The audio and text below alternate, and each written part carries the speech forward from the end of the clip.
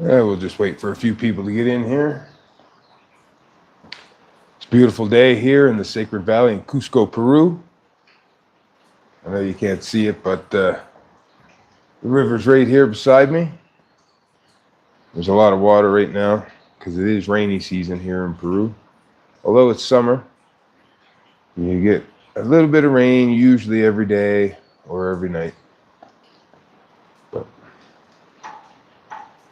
today I'm going to be tying what's called the green glitter. I got quite a few of these I got to tie for an order. So I'm going to be cranking these out. These are number 12 hooks. I'm just going to get started here because it looks like a couple people have joined in. If you want to see exactly how to tie this with detail step by step, I actually just uploaded a video on Friday for our weekly series, Fly Tires Fridays. You can check that out. Be sure to give us a like and subscribe to help grow this channel. It's been growing pretty good here in the last year particularly. So I'm kind of excited about that. Getting lots of interest, particularly in the hunting videos. I like doing the fly time videos too, so I'm going to continue to do those.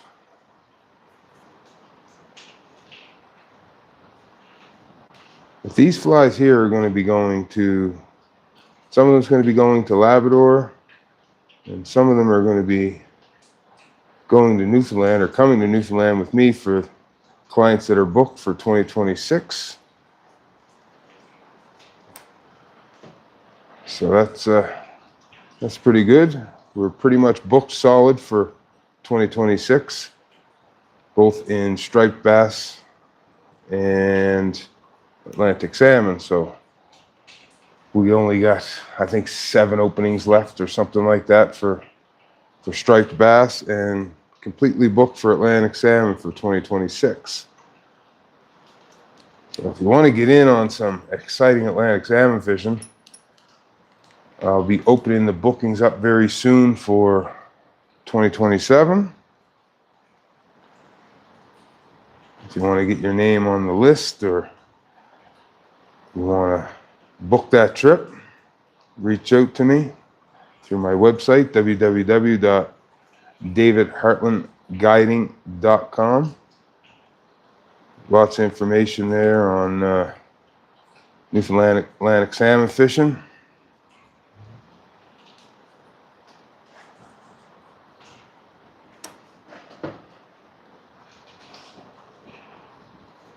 As I was saying, this fly here is called the green glitter. It's a very, very good fly in clear, particularly clear,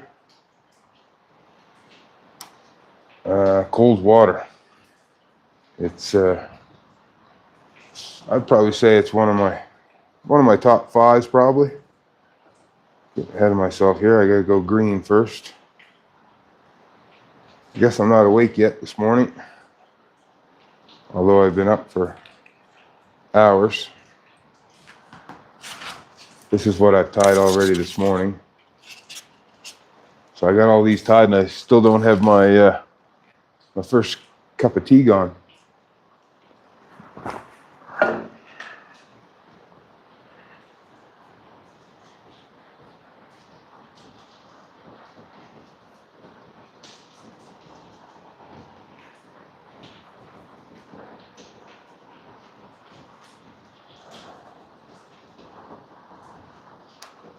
Doo-doo-doo.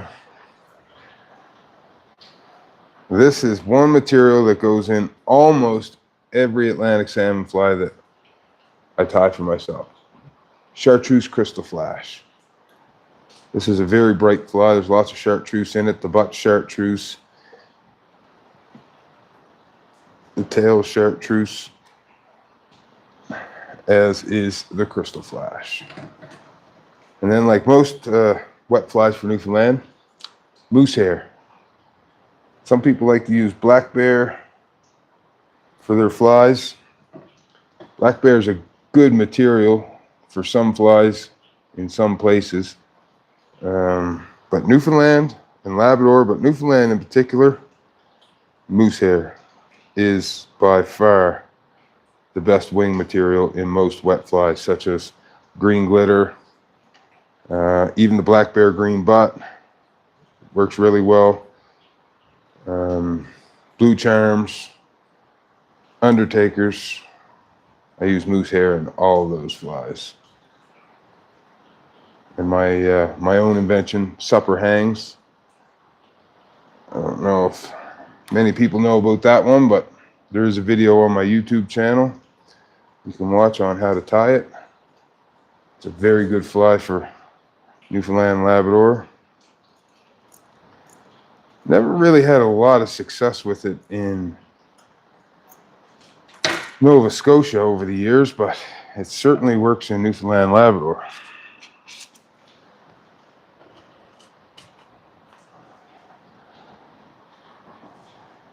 Mostly doing this live here today just to interact with my YouTube followers. This is going to be a repetitive video. I'm just tying the same fly over and over and over. That's part of commercial fly tying. It gets it can get a little bit monotonous, but I've been doing it for a very long time, so I kind of get used to tying the same pattern over and over. I got to do, I think it's 9 dozen of these. So it'll be very repetitive.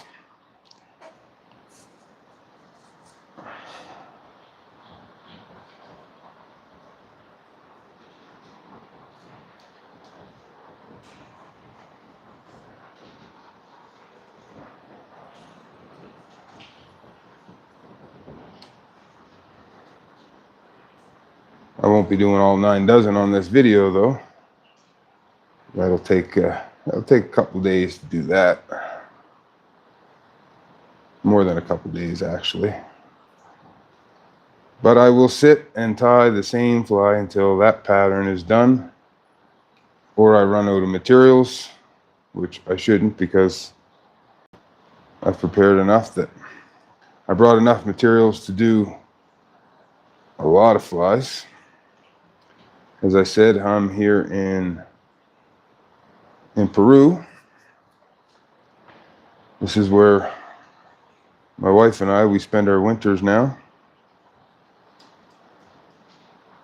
I guess you could say we're a snowbird, but we're just not snowbirds that typically go to Florida or Arizona, those sort of places. I really enjoy the culture here. The climate is perfect. We're at 10,000 feet above sea level, so even when it rains, there's no humidity. So on a day that's from like Canadian folks watching, a day that's, you know, between 20 and 25 on average degrees Celsius, you virtually have no humidity. So it's kind of nice. Even when it rains, like it could be like last night it rained, and now this morning it's a little bit overcast, but it's no longer raining, and it wasn't raining when I got up this morning, but there's absolutely zero humidity. It's so nice. Like it doesn't feel damp or anything like that. So it's a great place to spend the winter.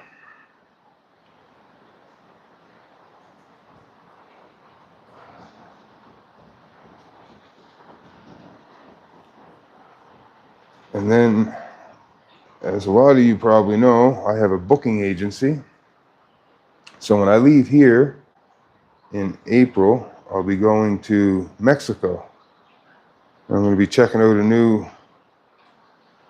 fishing destination there for mainly tarpon that hopefully I'll be promoting on with my booking agency.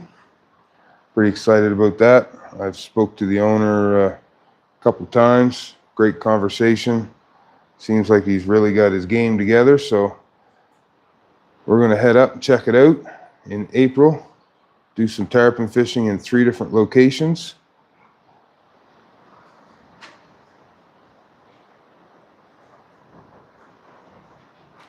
And see what it's all about. I've never even been to Mexico, so looking forward to that. That's going to be a new adventure for me, and it's probably been,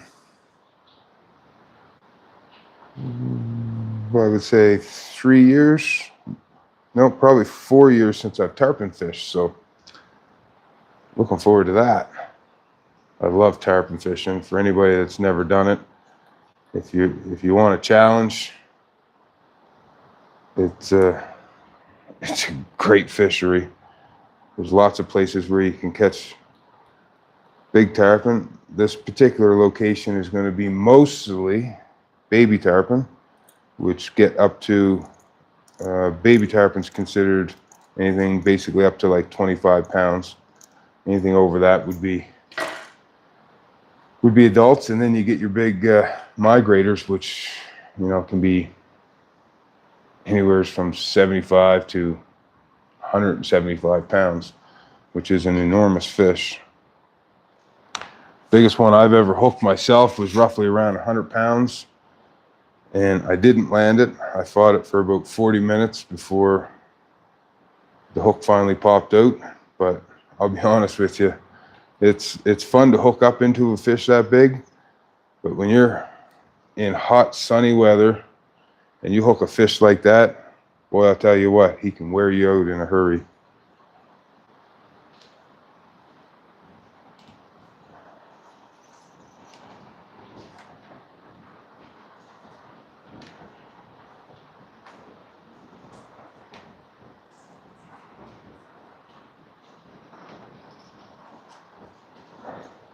So that'll be my excursion for April, and then May, I'm back into guiding for stripers in Nova Scotia.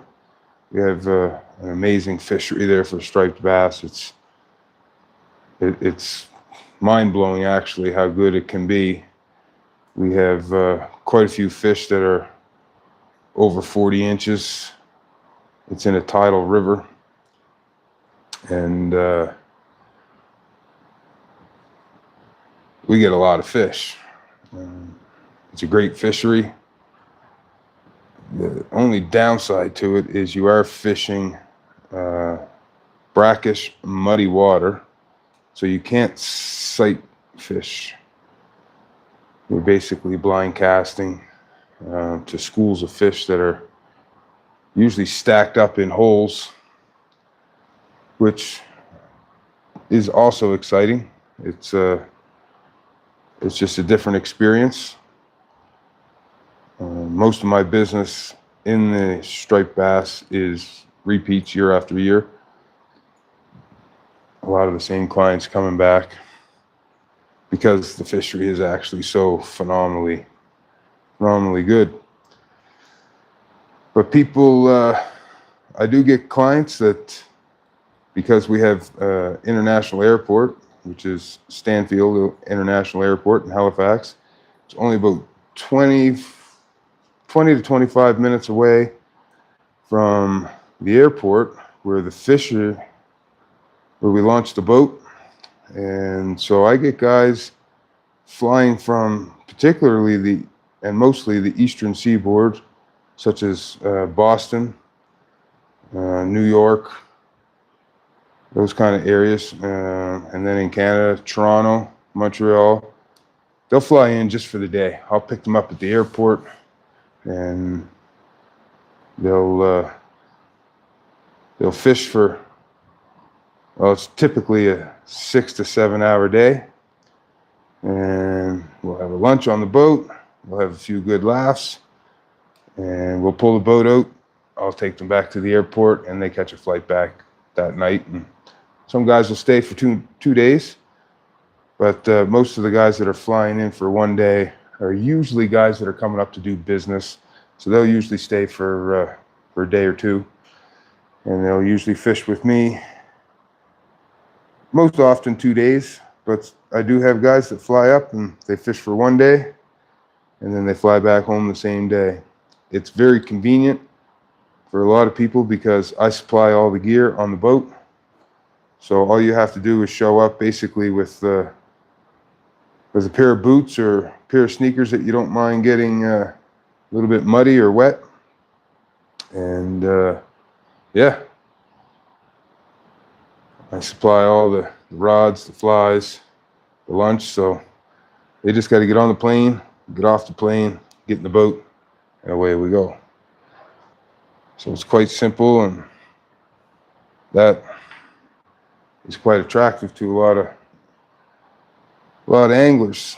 So, and then after striper season, I head to Newfoundland, and I got a Atlantic salmon program there on the west coast.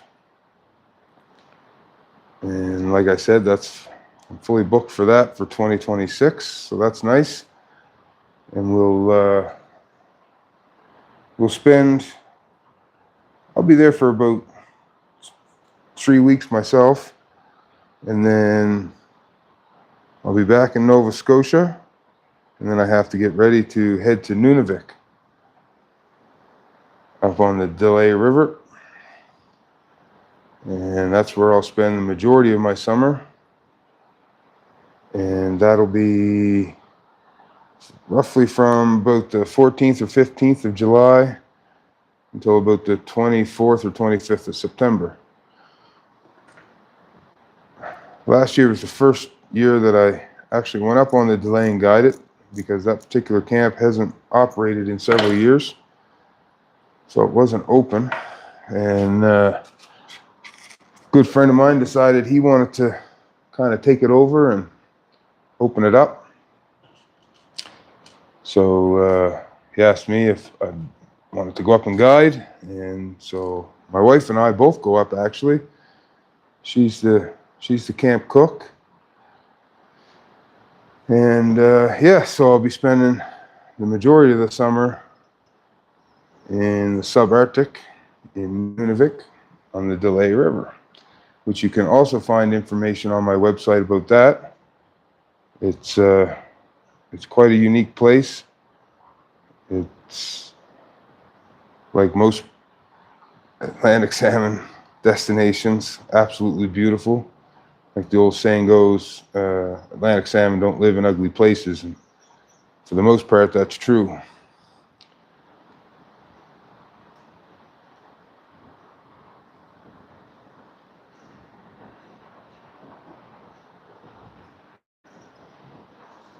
Give me a little comment down in the comments section. Let me know where you've fished for Atlantic salmon, or if you've not fished for Atlantic salmon, is it something that you'd like to try? Do you have a particular destination in mind that is on your bucket list?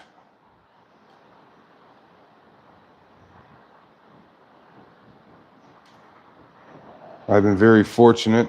I started fishing Atlantic salmon at the age of 8, and under the wing of my grandfather. And Atlantic salmon's given me some amazing opportunities. I've fished in some absolutely amazing places. I've built a great career on it. And it's been very rewarding to be part of the Atlantic salmon fishing community over the years. I've met some fantastic guys and gals. My preference is Atlantic salmon. That's my favorite species to target. For me, it's mainly because they are they're not a difficult fish to catch, but they're certainly not easy. And the big difference between like speckled trout, I grew up fishing speckled trout. It's not something that I enjoy targeting now, but the difference between brook trout and Atlantic salmon are always on the move. If there's water in the river, they're here today, gone tomorrow. So if there's no new fish coming in, you have to go looking for the run to see where they are. And for me, it's a lot like hunting, and it's more challenging. Your certain pools are, better in high water. Some are better in low water. Water conditions are everything for Atlantic salmon. So for me, it's the challenge. It's the fight. When you hook an Atlantic salmon, in my opinion, there's no freshwater fish that fights like them. They're acrobatic, they're fast, extremely powerful, and it's an amazing fishery. So that is my preference, but I enjoy the striped bass fishing. I love saltwater fishing, such as tarpon, bonefish, permit, although I've never landed one. The permit seems to be my nemesis.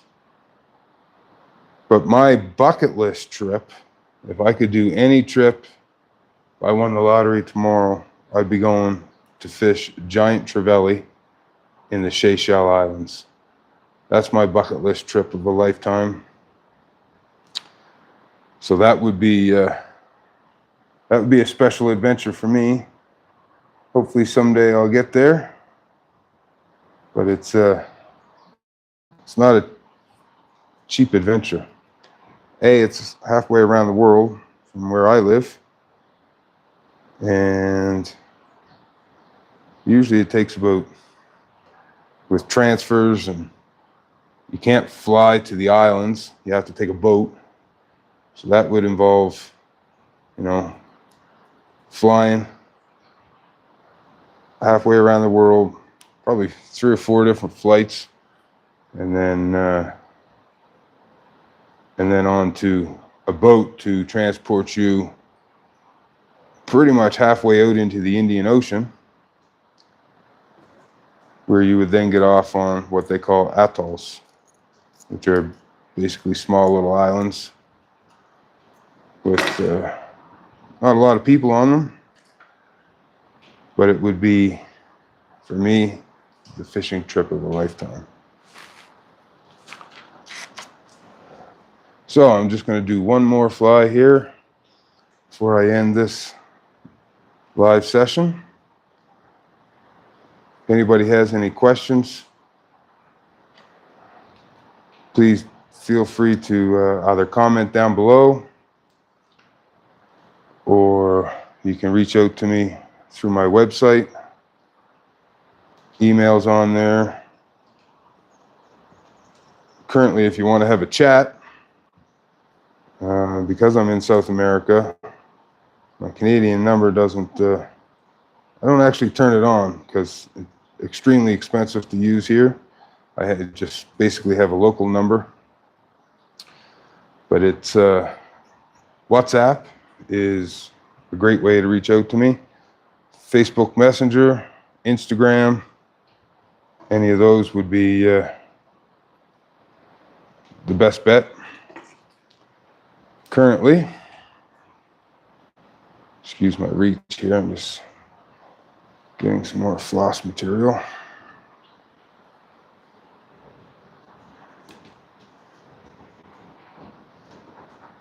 Whoops, swing and a miss.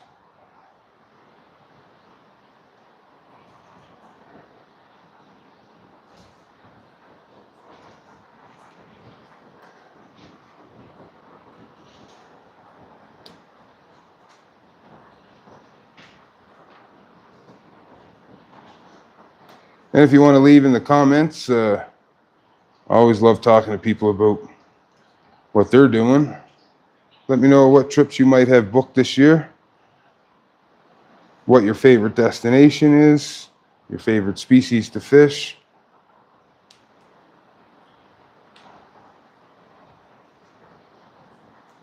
I'm always interested to know what other people are thinking and what they're up to and what their passions are.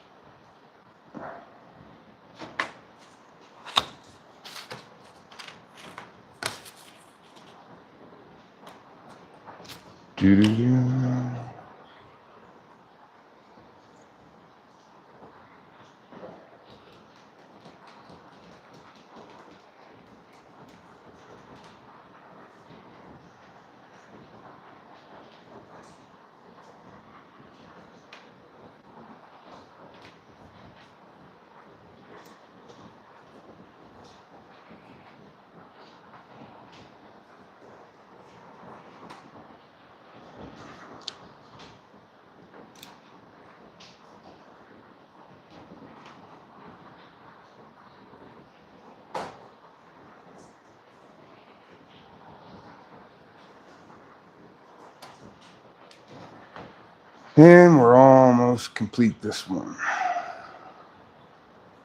I'd like to thank everybody for tuning in who took the time out of their Sunday morning to watch this live. I see there's a few people on there, so I'd like to send out my gratitude and thank you. And as I said earlier, if you're not a subscriber, please subscribe. So you'll be able to, and click that bell notification so you'll be able to get notified when I upload new videos. As I said, the series Fly Tires Fridays, unless something happens or something out of my control, there will be a new video for that series every Friday. And I thank you guys for tuning into that. It's had some pretty good feedback on it so far. So I started it years ago during the pandemic, and then I kind of, I don't know, got away from YouTube a little bit,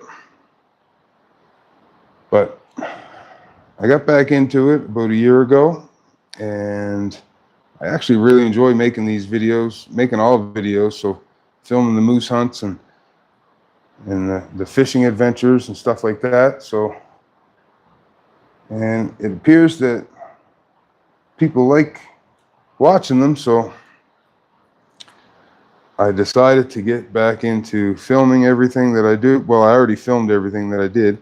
I just wanted, and always wanted to document it, particularly for myself, to look back on in future years, to see some of the things that I've done. But I decided to continue to share it on YouTube with you guys, because like I said, the feedback seemed to be pretty good. So, and it's fun. I enjoy editing the videos, although these lives don't get edited. They just play through the way they are. This is actually the first live that I've done for fly tying. Not sure how well it'll go over. We'll see how the views are and see what the comments say, but I certainly enjoy doing it. I mean, it's a Sunday morning. I'm going to be sitting here tying anyway, so I just click basically record, hook up my little DJI microphone, flick on my lamp, make a cup of tea, and let you guys join in. So if you like this, please leave a comment down below saying, you know, the lives are good, keep it up, whatever. I basically want to produce what you guys want to see. So if it's something that you like, let me know that you like it. If it's something that you don't like, just leave a comment saying that. Nah, stick to just doing the Fly Tires Fridays. Forget the live videos. Whatever. I'm okay with constructive criticism. I'm here to make you guys pass some time away that you might have free to donate to the channel. So if you enjoy watching them, let me know. If you don't, let me know. But enjoy the rest of your Sunday. I know there's a few people, particularly up on the eastern seaboard, that are getting some snow today. It's definitely that time of year. glad I don't have to see it. I've had my share of snow, doing snow removal for over 30 years, so it's a blessing for me not to have to shovel snow anymore. So again, thank you very much. Have a great rest of your Sunday, and God bless you.